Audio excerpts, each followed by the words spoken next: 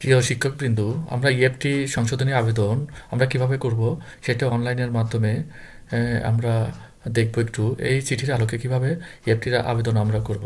প্রথমত মূলত আমরা গুগল ক্রোম ব্রাউজারে যাব।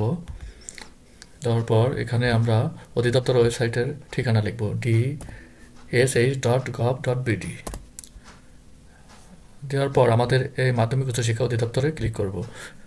ক্লিক করার পর আমরা এটা নিচে চলে যাব। এখানে গিয়ে দেখব এমপিও। এই যে এমপিও অপশনের থেকে এমপিও নোটিশে ক্লিক করব। ক্লিক করার পর এরকম পেজ আসবে। এই পেজে লগ ইন অপশনে আমরা ক্লিক করব। ক্লিক করার পর এখানে প্রতিষ্ঠানের ইউজার আইডি এবং পাসওয়ার্ড ব্যবহার করে সাইন ইন করব। করার পর আমাদের এইরকম মডিউলস আসবে 3টি। এখান থেকে এমপিও অর্থাৎ মান্থলি পে অর্ডারে ক্লিক করব। ক্লিক করার পর আমাদের মূলত উদ্দেশ্য হবে কারেকশন করা। যেহেতু আমাদের বিভিন্ন জন্ম তারিখ, নাম এগুলো ভুল হয়ে থাকে, সেটা আমরা কীভাবে কারেকশন করব। আমরা কারেকশনে ক্লিক করার পর এরকম একটি পেজ আসবে। আমাদের মূলত ধাপ, এখানে 6টি ধাপ আছে। প্রথম ধাপ হচ্ছে ইন্ডেক্স নাম্বার আমরা লিখলে আমাদের নিজস্ব প্রোফাইল চলে আসবে। আসার পর এখানে যদি নামে ভুল হয়ে থাকে তাহলে নামে ক্লিক করব। আবার যদি জন্ম তারিখে ভুল হয়ে থাকে জন্ম তারিখে ক্লিক করব। এখানে যে কয়েকটি অপশন দেখা যাচ্ছে সবগুলোই যদি ভুল হয়ে থাকে এভাবে ক্লিক করার পর প্রত্যাশিত নাম ইংরেজিতে যেটা সঠিক নাম সেটি লিখব, প্রত্যাশিত বাংলা এবং জন্ম তারিখ যেটা সঠিক এখানে লিখব। লেখার পর এভাবে ধাপ আমাদের 6টি ধাপ পূরণ করতে হবে। দ্বিতীয় ধাপ কি লেখা আছে সেগুলো পূরণ করব।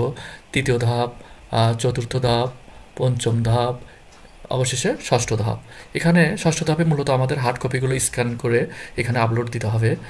মূলত ইনস্টিটিউট হেড ফরওয়ার্ডিং আমাদের এখানে আপলোড করতে হবে। যে বিষয় আমাদের প্রবলেম সেই বিষয় প্রধান শিক্ষকের সাথে হেড ফরওয়ার্ডিং নিয়ে এখানে কাজ করতে হবে। Bank account slip certificate, appointment letter, original teacher staff statement, subject approval, all academic certificate, NID copy, others document যদি থাকে সেগুলো এখানে সংযুক্ত করার পর আমরা সব কিছু যদি ওকে থাকে তাহলে আমরা সাবমিট দিতে পারবো। আর যদি আমাদের নিজেদের মধ্যে যদি কনফিউজ থাকে তাহলে সেভ ড্রাফট রেখে পরবর্তীতে আমরা কারেকশন করে সাবমিট করতে পারি। এভাবে আমরা সংশোধন করার পর এই ফাইলটি যাবে উপজেলা, জেলা, আঞ্চলিক পর্যায়ে এবং অবশেষে ঢাকায়। এগুলো কারেকশন হওয়ার পর আমাদের ইএফটি অটো সংশোধনটির জন্য সংশোধনের সময় দেওয়া হবে অনলাইনে আবেদন করা। সেক্ষেত্রে আমাদের এই কারেকশনের ফলে আমরা বেতনগুলো পেয়ে থাকব। ধন্যবাদ সবাইকে, ভালো থাকবেন।